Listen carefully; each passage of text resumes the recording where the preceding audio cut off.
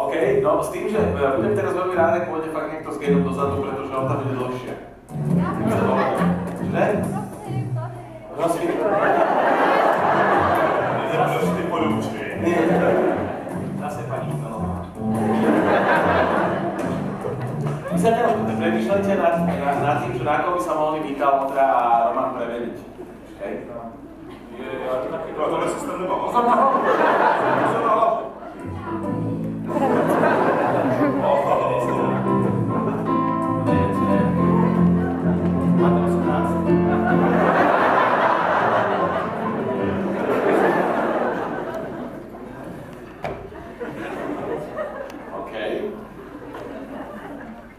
Čiže my sa teraz musíme dohodnúť, že na koho sa premení Roman, Ondra a Michal. A môžu to byť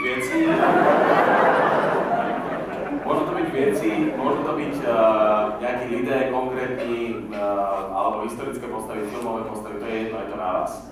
Na koho by sa mal jeden z nich premeniť, napadne? A pozor, my sme to už relatívne veľakrát hráli, čiže musíme byť taký komplikovanejší trošku.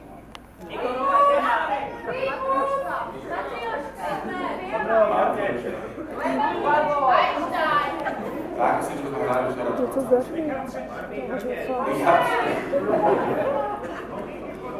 Richard, všetci nebezpí.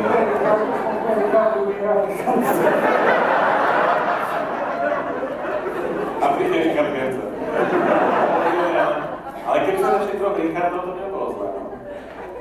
Forrest Gump. Darth Vader. Vybrať to, že sme hrali, viete, už také všelijaké modely. Pani Chmelová je super. Dobre, ja nikoho ale jedno. Ešte raz sa nám ozvíte?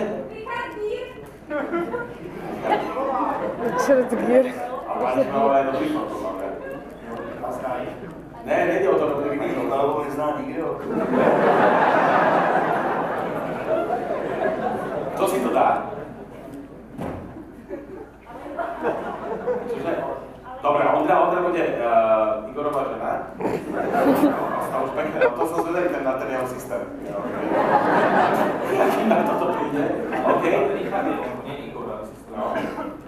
Teraz musíme prísť na to, že čo som povedal, Richardová žena, Igorová žena. Čiže teraz musíme prísť na nejakú vec, co by mohol byť Michal.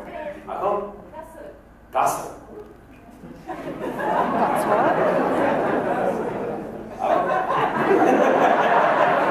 Dobre, a teraz ešte Romanovi niečo myslíme?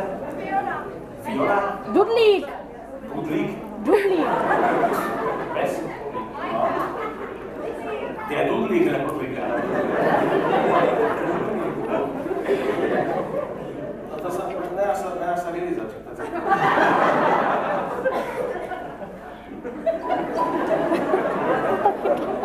No, dáme niečo iné? Ne. Áno? Dobre, Dudlík je fajn? Okay. Jo. Čiže ja len zopakujem, Michal je Kasser. To napadlo, že má tu fotku.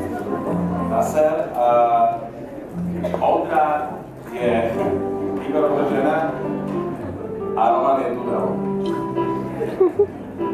A príde sa najviac povedať Richard, ktorý